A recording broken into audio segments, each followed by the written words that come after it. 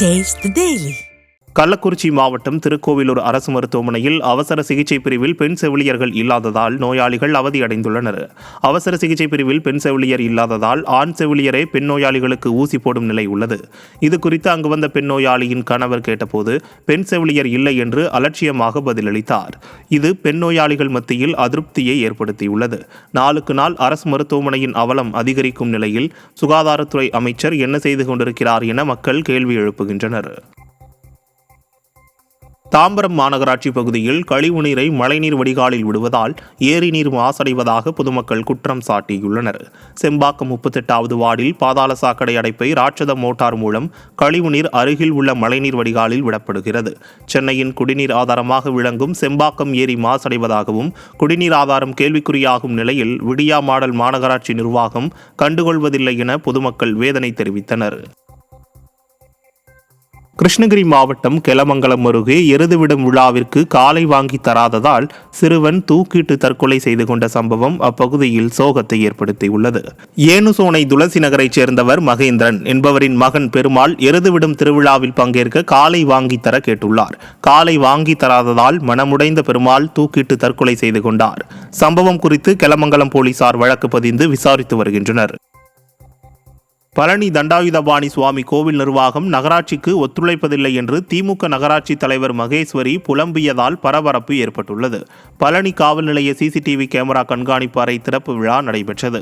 இதில் பங்கேற்ற திமுக அமைச்சர் சக்கரபாணி, எம்எல்ஏ செந்தில்குமார் ஆகியோரிடம் பேசிய திமுக நகராட்சி தலைவர், பழனி கோவில் கேட்கும் அனைத்து பணிகளையும் நகராட்சி நிர்வாகம் செய்து கொடுத்தும் கோவில் நிர்வாகம் தகுந்த மரியாதை அளிப்பதில்லை என்றும் மலை அடிவாரத்தில் குடிநீர் குழாய் பதிக்க தடையாக இருப்பதாகவும் வேதனை தெரிவித்தார். திண்டுக்கல் மாவட்டம் பழனி முருகன் கோயிலில் தைப்பூச விழாவின் 5ஆம் நாளில் அதிகாலை முதலே பல்லாயிரக்கணக்கான பக்தர்கள் பழனியில் குவிந்தனர். பழனி முருகன் கோயிலில் தைப்பூச விழா கோலாகலமாக நடைபெற்று வருகிறது.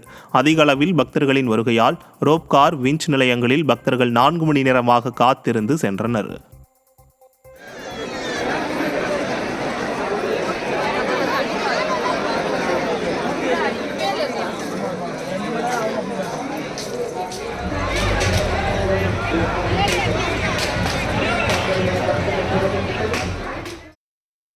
தூத்துக்குடி மாவட்டம் கோவில்பட்டியில் நெல்லை மண்டல அரசு கலை மற்றும் அறிவியல் கல்லூரி கௌரவ விரிவுரையாளர்கள் கவன ஈர்ப்பு கண்டன ஆர்ப்பாட்டத்தில் ஈடுபட்டனர். கோவில்பட்டி அண்ணா பேருந்து நிலையம் முன்பு நடைபெற்ற ஆர்ப்பாட்டத்தில் திரளான கௌரவ விரிவுரையாளர்களுடன் அதிமுக, கம்யூனிஸ்ட், விசிக, தாவேக உள்ளிட்ட கட்சியினரும் பங்கேற்றனர். இதில் பல ஆண்டுகளாக மிக குறைந்த ஊதியத்தில் பணியாற்றி வரும் தகுதி வாய்ந்த கௌரவ விரிவுரையாளர்களுக்கு பணி நிரந்தரம் கோருவது உள்ளிட்ட கோரிக்கைகளை தமிழக அரசு நிறைவேற்ற வலியுறுத்தி கோஷங்கள் எழுப்பப்பட்டன.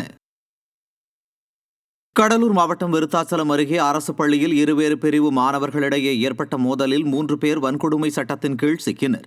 விருத்தாச்சலம் அடுத்த ஆலடி அரசு மேல்நிலைப் பள்ளியில் இருளக்குறிச்சியைச் சேர்ந்த மாணவனுக்கும் குருவன்குப்பம் பகுதியைச் சேர்ந்த மாணவர்களுக்கும் இடையே மோதல் ஏற்பட்டது.